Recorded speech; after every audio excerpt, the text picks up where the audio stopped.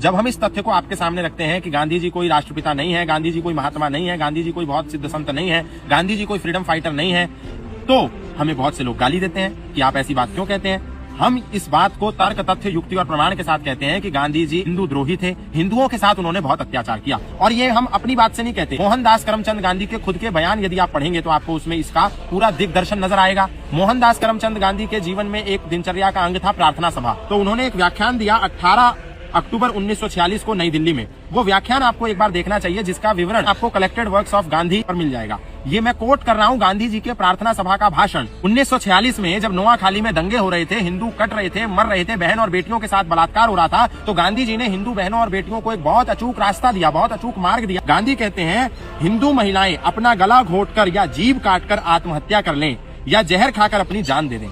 गांधी जी हिंदू महिलाओं को बचाने के लिए कितना रामबाण इलाज बता रहे हैं। और यही नहीं, एक दूसरी प्रार्थना सभा को भी मैं कोट करना चाहता हूँ। 194 नंबर की जो उनकी प्रार्थना सभा थी, उस प्रार्थना सभा को उन्होंने नई दिल्ली में 6 अप्रैल 1947 को दिया, जिसका विवरण आपको collected works of Mahatma Gandhi में मिल जाएगा। जाकर के 194 नंबर की जो उनकी प्रार्थना सभा है वो आप वहां पर देख लीजिएगा।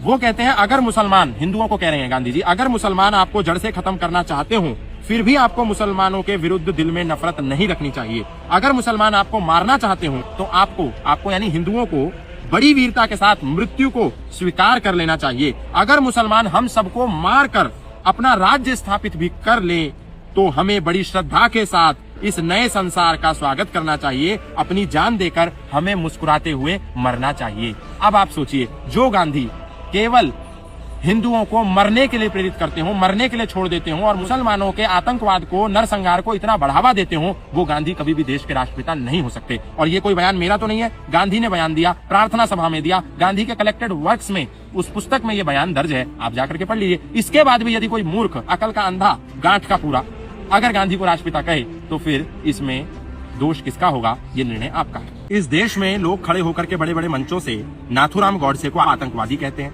लेकिन मैं उनसे पूछना चाहता हूं और कहना भी चाहता हूं कि ना तो नाथूराम गॉडसे नंगी महिलाओं के साथ सोया, ना नाथूराम गॉडसे ने भारत को खंडित किया, ना नाथूराम गॉडसे ने भगत सिंह को फांसी दिलवाई, ना नाथूराम गॉडसे ने सुभाष चंद्र बोस को गायब कराया, ना नाथूराम गॉडसे ने चोरों का साथ दिया, ना नाथूराम गॉडसे ने अंग्रेजों से हाथ मिलाया, ना नाथूराम गॉडसे ने पटेल और वीर सावरकर के साथ अन्याय किया, ना नाथूराम गॉडसे ने हिंदुओं का नरसंहार करवाया, ना नाथूराम गॉडसे हिंदुओं का नरसंहार पर मौन रहा और ना नाथूराम गॉडसे ने हिंदुओं को मारने वालों का पक्ष लिया।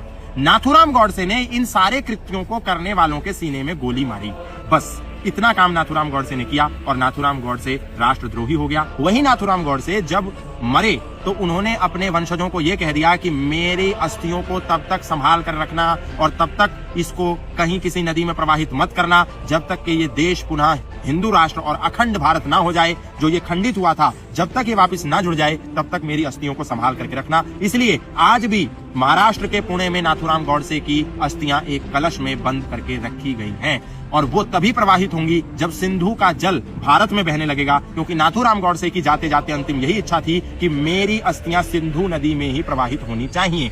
नाथूराम गॉडसे को जब फांसी दी जा रही थी तब अंबेडकर ने नाथूराम गॉडसे के भाई से ये कहा था कि मैं इसकी फांसी को उम्र कैद में परिवर्तित करा सकता हूं यदि वे चाहे तो, लेकिन नाथूराम गॉडसे ने कहा नहीं, मुझे फांसी चाहिए, मैं फांसी पर झूलना चाहता हूं, मैं मरना चाहता हूं, क्योंकि जिस दिन गांधी को गोली मारने के जुर्म में मुझे फांसी होगी उस दिन मेरे मरने के साथ साथ गांधी की झूठी अहिंसा का सिद्धांत भी मर जाएगा।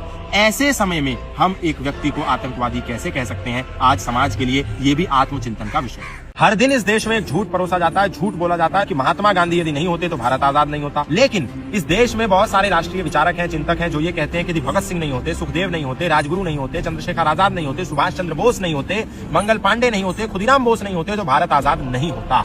गांधी का भारत की आजादी से कोई लेना देना नहीं है। तो जब राष्ट्रवादी लोग ये बात करते हैं, ये फैक्ट रखते हैं, तो बहुत सारे लोग कहते हैं अरे ये तो आरएसएस के लोग हैं, ये तो राइटिस्ट हैं, ये तो संघी हैं, या ये तो प्रो हिंदू हैं, ये तो कम्युनल है, इस तरह की बात होती है। लेकिन आज मैं आपको एक फैक्ट बताना चाहता हूं जो इतिहास की पुस्तकों में तो है लेकिन हम पढ़ते नहीं। भारत के आजाद हो जाने के बाद जब फनी भूषण चक्रवर्ती कलकत्ता के एक्टिंग गवर्नर थे और चीफ जस्टिस भी थे, 1956 में क्लाइमेट एटली बंगाल दौरे पर आए और उस समय गवर्नर थे क्योंकि फनी भूषण चक्रवर्ती, तो प्रोटोकॉल के तहत क्लाइमेट एटली कलकत्ता के गवर्नर फनी भूषण चक्रवर्ती के आवास पे रुके और जब वो आवास पे रुके तो फणिभूषण चक्रवर्ती ने क्लेमेंट एटली से सवाल किया कि भारत को आपने आजादी क्यों दी। और ये सवाल फणिभूषण चक्रवर्ती ने क्लेमेंट एटली से इसीलिए पूछा क्योंकि क्लेमेंट एटली ही वो व्यक्ति थे जो ब्रिटिश प्रधानमंत्री होने के नाते जिन्होंने भारत की आजादी के पत्र पर हस्ताक्षर किया था। तो इससे बढ़िया जवाब क्लेमेंट एटली से अच्छा और वास्तविक और तथ्यात्मक जवाब और निष्पक्ष जवाब और कोई दे भी नहीं सकता था कि भारत को अंग्रेजों ने आजाद क्यों किया।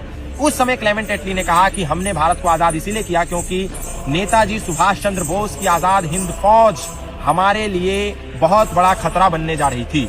जब ये उत्तर फणिभूषण चक्रवर्ती ने क्लेमेंट एटली के मुंह से सुना तो उन्होंने कहा, और गांधी के विषय में आपका क्या ख्याल है? तो क्लेमेंट एटली ने कहा कि गांधी का भारत की आजादी में योगदान मिनिमल, ऐसा एक शब्द उन्होंने प्रयोग किया, यानी कि न्यूनतम।